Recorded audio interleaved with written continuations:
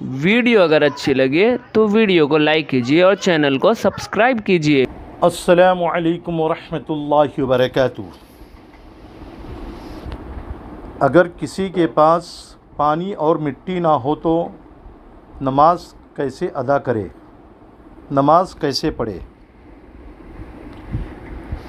ایک حدیث ہے جس کو امام ترمذی رحمۃ اللہ علیہ نے نقل فرمائی ہے۔ اس حدیث کا ایک جملہ ہے، لا تقبل صلاۃ بغیر طہور، کوئی نماز پاکی کے بغیر قبول نہیں کی جاتی۔ یہاں تین باتیں سمجھنی ضروری ہے۔ پہلی بات، قبول کے دو معنی ہیں۔ ایک قبول کے معنی صحیح ہونے کے ہیں اور دوسرے قبول کے معنی پسندیدگی کے ہیں۔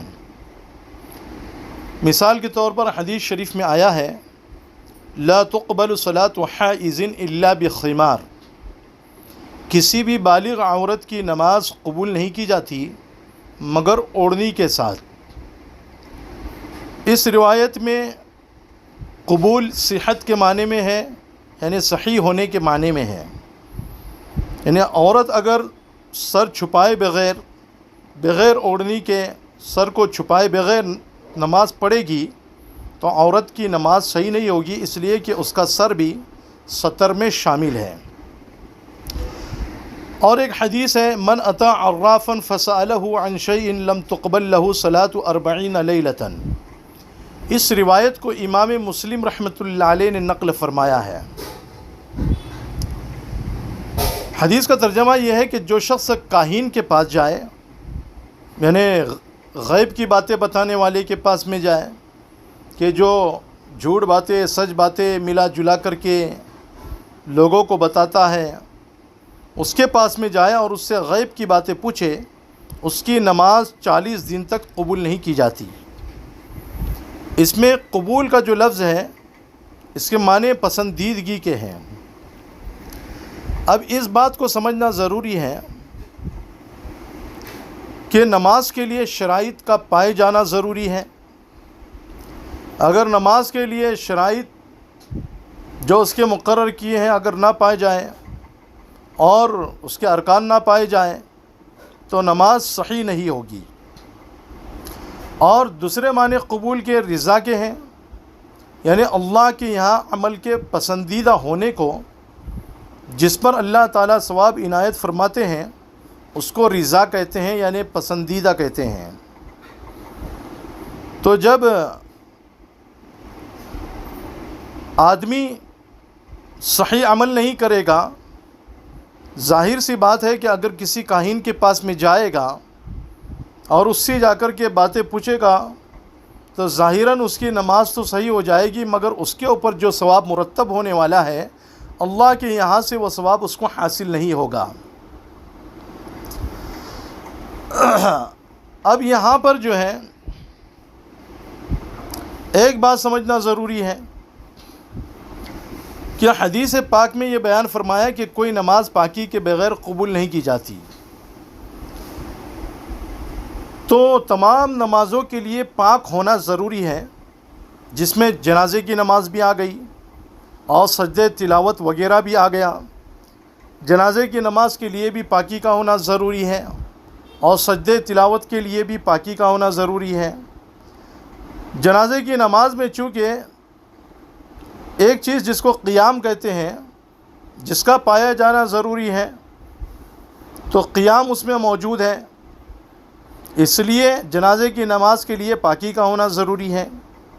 اور سجدے تلاوت میں چونکہ نماز کا ایک رکن اس کے اندر موجود ہے، یعنی سجدہ کرنا، تو اس لیے سجدے تلاوت کے لیے بھی پاکی کا ہونا ضروری ہے۔ اب ایک اہم مسئلہ جو آپ کے سامنے آپ کو بتلایا جا رہا ہے وہ یہ ہے کہ اگر کسی جگہ پر پانی اور مٹی نہ ہو تو آدمی نماز کیسے ادا کرے گا؟ امام ابو حنیفہ رحمۃ اللہ علیہ فرماتے ہیں کہ لا یصلی و یقضی، نماز نہیں پڑھے گا اور وہ قضا کرے گا۔ یعنی اگر ظہر کی نماز کا وقت ہو گیا اور ایسی جگہ پر موجود ہے کہ جہاں پر پانی بھی نہیں مل رہا ہے اور مٹی بھی نہیں مل رہی ہے، تو اب وہ شخص جو ہے نماز نہیں پڑھے گا، بلکہ اس وقت میں نماز کو چھوڑ دے گا بعد میں نماز کو قضا کرے گا، اس لیے کہ حدیث پاک میں ہے کہ کوئی نماز بغیر پاکی کے قبول نہیں کی جاتی، تو وضو کا ہونا ضروری ہے۔ اب وضو نہیں پایا گیا تو ظاہر سی بات ہے کہ نماز نہیں ہوگی۔ لیکن امام ابو حنیفہ رحمۃ اللہ علیہ کے دو شاگرد ہیں جن کو امام ابو یوسف اور امام محمد رحمۃ اللہ علیہ کہا جاتا ہے، وہ دونوں یہ بیان فرماتے ہیں کہ لا یصلی بل یتشبہ بالمصلین ویقضی، کہ وہ اس وقت میں تو نماز نہیں پڑھے گا، البتہ نماز کی شکل بنائے گا، یعنی پاک جگہ پر کھڑا ہوگا، قبلے کی طرف رخ کرے گا، تکبیر تحریمہ کے لیے ہاتھ اٹھائے گا، رکوع سجدہ کرے گا، سلام پھیرے گا، مگر نماز نہیں پڑھے گا۔ بس نمازیوں کی مشابہت اختیار کرے گا، یعنی نماز پڑھنے والوں کی شکل و صورت اور ان کی مشابہت اختیار کرے گا اور بعد میں قضا کرے گا۔ اور فتویٰ بھی امام ابو یوسف اور امام محمد رحمہم اللہ کے قول پر ہے۔ تو بہرحال یہ ضروری بات تھی جو آپ کے سامنے بتائی گئی ہے۔ اب اگر کوئی شخص جو ہے بس میں ہو یا اسی طریقے سے یا ٹرین میں ہو یا ہوائی جہاز میں ہو، وہاں جو ہے اگر وضو کے لیے پانی میسر نہ ہو اور نماز کا وقت ہو جائے اور ٹرین وقت میں کہیں رک بھی نہیں سکتی، ہوائی جہاز بھی جو ہے کہیں پر پہنچ نہیں سکتا، اور اسی طریقے سے دوسرے اور ذرائع ہیں، تو اب ایسی صورت میں وہ آدمی کیا کرے گا جس کا وضو نہیں ہے؟